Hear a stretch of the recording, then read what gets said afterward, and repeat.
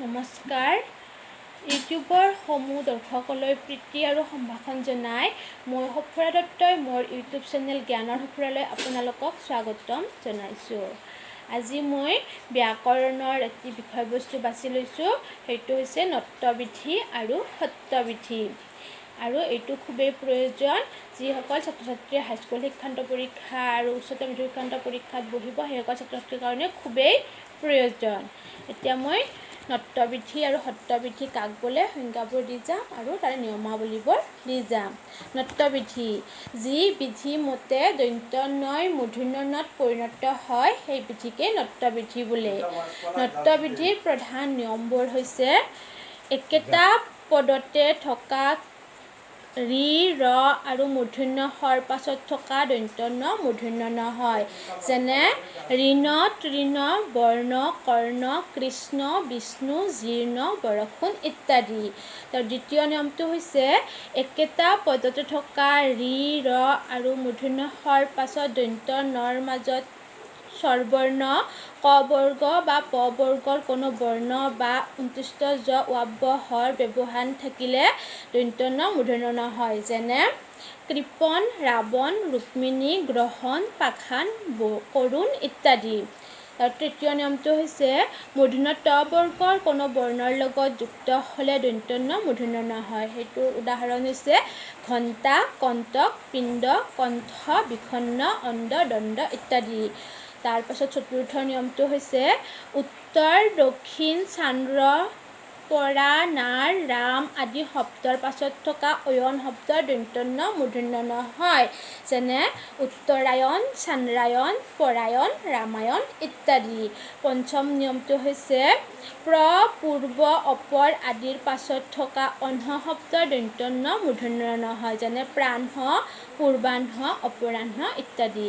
ষষ্ঠ নিয়মটো হৈছে অক্ষ শব্দৰ পাছত থকা উহিনী শব্দৰ দন্ত্য ন আৰু সূৰ্প শব্দৰ পাছত থকা নখ শব্দৰ দন্ত্য ন মূৰ্ধন্য ণ হয়। যেনে ঔক্ষহিনী, শূৰ্পণখা। আৰু সপ্তম নিয়মটো হৈছে কিছুমান শব্দত স্বাভাৱিকতে মূৰ্ধন্য ণ হয়। যেনে বাণিজ্য, বণিক, বাণী, বীণা, বেণু, বাণ, কণিকা, কংকণ, অনু, গৌণ, তূৰ্ণ, ফণা, নিপুণ, পাণি, কল্যাণ, লৱণ, মণি, মাণিক্য ইত্যাদি।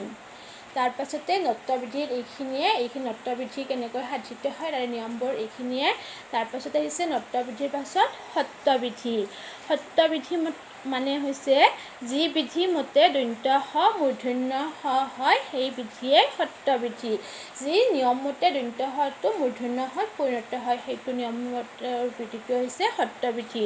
সত্ৰবিধিৰ নিয়মসমূহ হৈছে প্ৰথমতে অ, আ ভিন্ন অন্য স্বৰবৰ্ণ বা ক বা ৰৰ পাছত থকা প্ৰত্যয়ৰ দন্ত্য স মূৰ্ধন্য ষ হয়। যেনে ঋষি, শ্ৰীচৰণেষু, মুমূৰ্ষ, ভৱিষ্যৎ, শুশ্ৰূষা। দ্বিতীয় নিয়মটো হৈছে মূৰ্ধন্য ত বৰ্গৰ বৰ্ণৰ লগত যুক্ত দন্ত্য স মূৰ্ধন্য ষ হয়। যেনে কষ্ট, দুষ্ট, অষ্ট, মিষ্ট ইত্যাদি। তৃতীয় নিয়মটো হৈছে হস্ৰইকাৰান্ত আৰু হস্ৰৌকাৰান্ত উপসৰ্গৰ পাছত থকা স্থা, হিত, হিচ, লছ আদি ধাতুৰ দন্ত্য স মূৰ্ধন্য ষ হয়। যেনে নিষেধ, বিঘাত, প্ৰতিষ্ঠা, অভিলাষ, অনুষ্ঠান, নিষাদ, অভিষেক ইত্যাদি।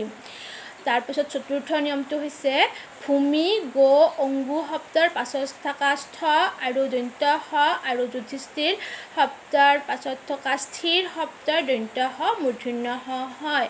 যেনে ভূমিষ্ঠ, গোষ্ঠ, অংগীষ্ঠ, যুধিষ্ঠিৰ। আৰু পঞ্চম নিয়মটো হৈছে সু আৰু বি উপসৰ্গৰ পাছত থকা সম শব্দৰ দন্ত্য স মূৰ্ধন্য ষ হয়। যেনে সুষম, সুষমা, বিষম ইত্যাদি। ষষ্ঠ নিয়মটো হৈছে প্ৰত্যয় যোগ হ'লে হবিষ আৰু চাক্ষুষ শব্দৰ দন্ত্য স মূৰ্ধন্য ষ হয়। যেনে হবিষ্য, চাক্ষুষ। আৰু সপ্তম নিয়মটো হৈছে কিছুমান শব্দত স্বাভাৱিকতে মূৰ্ধন্য ষ হয়। এনেয়ে স্বাভাৱিক অৰ্থত মূৰ্ধন্য ষ হয়। সেইকেইটাৰ উদাহৰণ হৈছে ভাষ্য, বৰ্ষা, হৰ্ষ, দোষ, বিষাদ, বিষয়, শোষণ, তোষণ, পোষণ, ভূষণ, পুৰুষ, ঔষধ, পুষ্প, ভীষ্ম, বিশেষ্য, বিশেষণ ইত্যাদি। আৰু নৃত্যবিধি আৰু সত্ৰবিধিৰ নিয়ম এইখিনিয়ে মই ছাত্ৰ ছাত্ৰীসকলক কৈছোঁ। তোমালোকে ভালকৈ নৃত্যবিধি আৰু সত্ৰবিধিৰ নিয়মখিনি ভালকৈ শুনিবা আৰু মনত ৰাখিবা। এই আমাৰ ব্যাকৰণৰ অতি আৱশ্যকীয় বস্তু, এইটো বৰ লাগতিয়াল। নৃত্যবিধি আৰু সত্ৰবিধিটো, নৃত্যবিধি কেনেকৈ সাধিত হয়, সত্ৰবিধি কেনেকৈ সাধিত হয়, সেইবোৰ লিখিবহে পৰীক্ষাত। সেয়েহে তোমালোকে ভালকৈ মুখস্থ কৰিবা, মনত ৰাখিবা। মই দৰ্শকসকলক অনুৰোধ কৰিছোঁ আপোনালোকে যাতে মোৰ চেনেলটো চাই, ভিডিঅ'বোৰ চাই ছাবস্ক্ৰাইব কৰে, শ্বেয়াৰ কৰে, লাইক কৰে আৰু বেল আইকনটো বজাই দিয়ে। আজিলৈ ইমানেই। নমস্কাৰ। জয় অসম। ধন্যবাদ।